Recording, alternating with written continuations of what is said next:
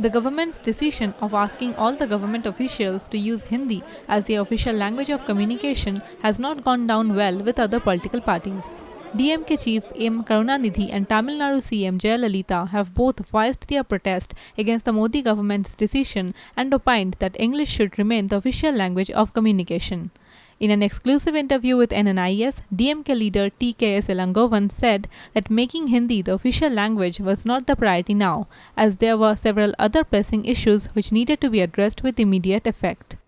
Hindi yesterday, I think there was a statement by the minister or the prime minister made certain comments, or some of the ministers had made certain comments that Hindi should be the language used in social media. See, Hindi language is not an issue as at present.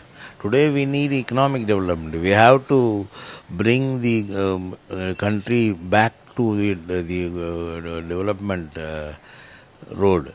So when there are other priorities, language need not be taken as a priority now. That is not necessary, because the question of language is settled long back.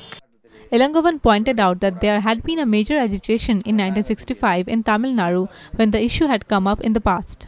Many a times there were many agitations even from in Tamil Nadu.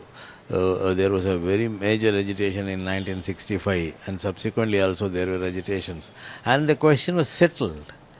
Now that the government has other issues which they have to concentrate, why should they talk about language? That is our question. Elangovan added that the new government had already given out a statement that they respect all languages and hence this matter should be closed here. But I think the government had yesterday come out with a statement that they don't want, they respect all languages. So I think that there ends the matter.